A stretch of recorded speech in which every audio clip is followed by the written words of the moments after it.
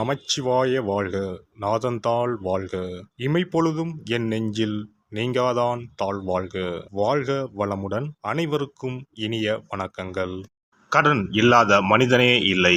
பணக்காரனுக்கும் கூட அவன் தகுதிக்கு ஏற்ப கடன் நிச்சயமாக இருக்கும்.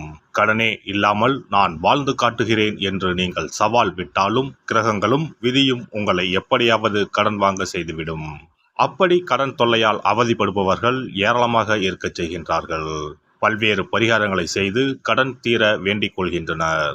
என்ன செய்தாலும் அவர்களுடைய கடன் மட்டும் தீர்ந்தபாடில்லை என்று புலம்புபவர்களுக்கு மிக எளிதாக செய்யக்கூடிய பரிகாரங்களை இந்த பதிவின் மூலம் பார்க்கலாம். கடன் வாங்காத மனிதர்களே இருக்க முடியாது என்பதுதான் யதார்த்தம். மனிதர்கள் மட்டுமா, எல்லா நாடுகளும் கூட கடன் வாங்குகின்றன. ஆனானப்பட்ட திருப்பதி வெங்கடாஜலபதி சுவாமியே கடன் வாங்கித்தான் கல்யாணம் செய்து கொண்டார். எனவே கடன் வாங்குவது சகஜம். அதை கட்டுப்பாட்டுக்குள் வைத்து வாழ்க்கையை செவ்வனே நடத்த வேண்டும் என்பதே பெரியோர்களின் கட்டளை. பசியோடு கூட உறங்கலாம், கடனோடு உறங்காதே என்பது ஆன்மீகம் காட்டும் அறிவுரை. ஜோதிடத்தில் நமது முன்னோர்கள் மிக முக்கியமான விஷயங்களை சூட்சமான முறையில் சொல்லியிருக்கிறார்கள். ஒவ்வொரு ராசிக்கும் கடன்கள் அடைவதற்காக என்னென்ன செய்ய வேண்டும், எவையெல்லாம் செய்யக்கூடாது, எந்தெந்த கடவுளை வழிபடலாம் என்ற பரிகார முறைகளையும் சொல்லியிருக்கிறார்கள். ஒவ்வொரு ராசிக்கும் 2ஆம் வீடு தனஸ்தானம் என்று அழைக்கப்படுகிறது.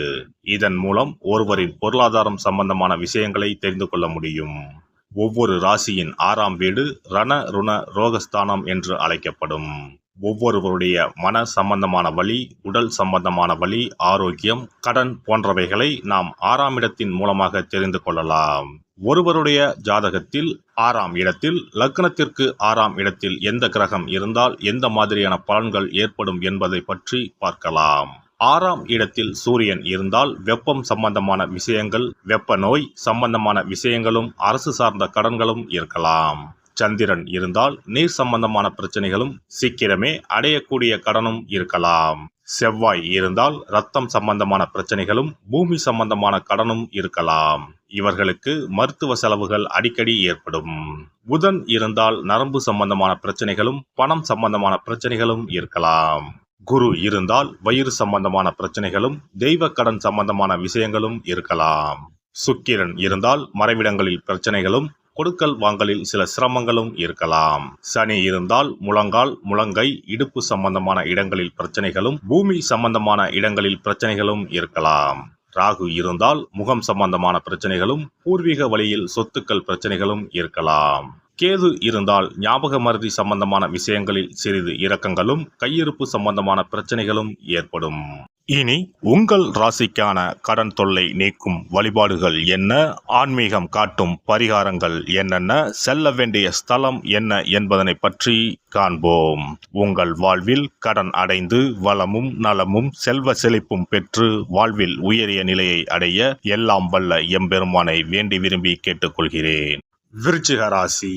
விருச்சிக ராசி என்பது காலப்புருஷ தத்துவத்தில் 8வது ராசியாக உள்ளது. இது ஒரு பெண் ராசியாகும். வடமொழியில் விருச்சிகம் என்பது தமிழில் தேல் என்று பொருள்படும். விருச்சிக ராசியின் அதிபதி செவ்வாய் பகவான் ஆவார். ரண ருணாதிபதி ராசிநாதன் செவ்வாய் பகவானே ஆவார். விருச்சிக ராசி பெண் தளபதி ராசி என அழைக்கப்படுகிறது.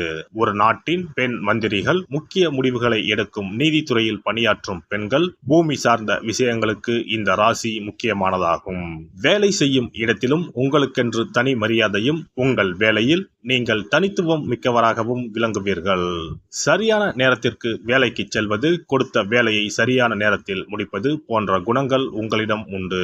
தனவாக்கு குடும்பாதிபதி குரு, லாபஸ்தானாதிபதி புதன் என்பதனால் பொருளாதார நிலை சீராகவே இருக்கும். சீரான ஏற்றம் இருக்கும். திருமணத்திற்கு பிறகு பொருளாதார நிலை இரட்டிப்பாவதற்கும் வாய்ப்பு உண்டு. வாழ்க்கை துணை அதிக செலவு செய்தாலும் உங்களின் சிக்கனத்தால் பொருளாதார ஏற்றம் உண்டாகும். குடும்பத்தை விட நண்பர்களுக்கு செலவு செய்வது, கடன் கொடுப்பது போன்றவற்றை குறைத்து கொண்டால் வாழ்வு வளம் பெறும். வளர்பிறையில் திங்கள் செவ்வாய் ஆகிய நாட்களிலும், தேய்பிறையில் வியாழன் வெள்ளி ஆகிய நாட்களிலும் கடன் கொடுப்பது, வாங்குவதை தவிர்ப்பது நல்லது. கடன் அடைவதற்கான பரிகாரம்: முருகன் மற்றும் காவல் தெய்வங்கள் ஆகிய தெய்வங்களை வணங்கினால் நன்மைகள் வரும்.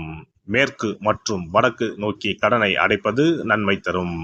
செவ்வாய் மற்றும் வியாழக்கிழமைகளில் கடன் அடைப்பதை தொடங்கினால் சீக்கிரம் கடன் அடையும். விருச்சிக ராசிக்காரர்கள் கந்தகுரு கவசம் சொல்லி முருகன் வழிபாடு செய்து வருவதும் வேல் பூஜை செய்வது போன்ற விஷயங்கள் செய்வதும் கடன்கள் அடைவதற்கான சூழ்நிலையை உண்டாக்கும். செவ்வாய் மற்றும் குரு ஹோரையில் இவர்கள் கடன்களை அடைக்க தொடங்குவது மிகுந்த நன்மையை கொடுக்கும். செல்ல வேண்டிய ஸ்தலம் புன்னை நல்லூர் முத்துமாரியம்மன் கோவிலுக்கு சென்று முத்துமாரியம்மனை தரிசித்து வாருங்கள். இத்தலம் தஞ்சாவூருக்கு அருகே 8 கிலோமீட்டர் தொலைவில் அமைந்துள்ளது. சிறப்பு வழிபாடு. குலதெய்வ வழிபாடு குறைகளை தீர்க்கும். முந்தைய வினைகளின் காரணமாக உண்டான கடன் தொல்லைகளிலிருந்து மீள குலதெய்வ வழிபாடு உங்களுக்கு துணை செய்யும். 3 பௌர்ணமிகள் தொடர்ந்து குலதெய்வ வழிபாடு செய்து வந்தால் கடன் தொல்லை படிப்படியாக குறையும். ஆண்டுக்கு ஒரு முறையாவது கட்டாயம் குலதெய்வ கோவிலுக்கு சென்று வர வேண்டும். குலதெய்வ கோவில் தூரமாக இருப்பவர்கள் அல்லது குலதெய்வமே தெரியாதவர்கள் 5 முக விளக்கு வைத்து நெய்யிட்டு தீபமேற்றி முடிந்த அளவு படையலிட்டு வழிபட வேண்டும்.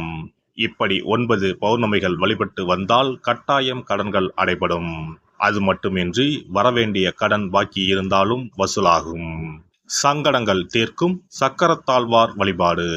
சனி மற்றும் புதன்கிழமைகளில் பெருமாள் கோவிலுக்கு சென்று அங்குள்ள சக்கரத்தாழ்வாரை தரிசித்து மனமுருகி வேண்டுங்கள். பிறகு அவரை 12 முறை வலம் வந்து வழிபடுங்கள். துளசி மாலை சாற்றி வேண்டிக் கொள்ளுங்கள். நிச்சயம் கடனால் உண்டான சங்கடங்கள் நீங்கும்.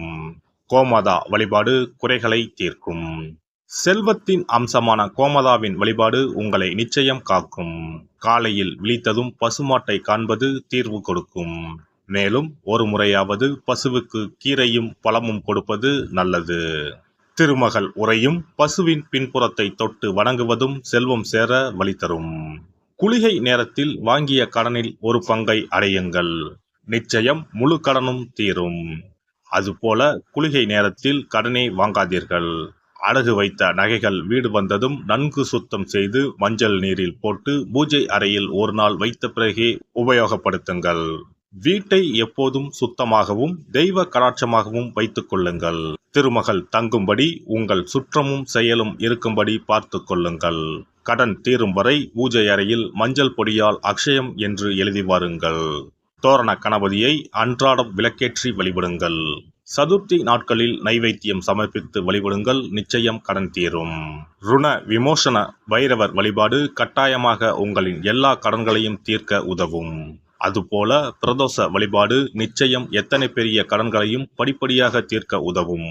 அதுபோல பஞ்சமி தினத்தில் அம்பிகையை எண்ணி விளக்கேற்றி வழிபட்டால் கடன் பிரச்சனைகள் தீரும்.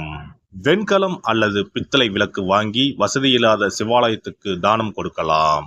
செவ்வாய் பகவானின் திருவருள் இருந்தால் கடன் இல்லாத வாழ்க்கை அமையும். விரய செலவுகள் குறையும். எனவே செவ்வாய் தோறும் செவ்வாயின் அதிபதியான முருகப்பெருமானை வணங்கி வேண்டலாம். சஷ்டி கவசம் பாடி சஷ்டி விரதம் இருப்பதும் கடன் சுமைகளை அறவே ஒழித்துவிடும்.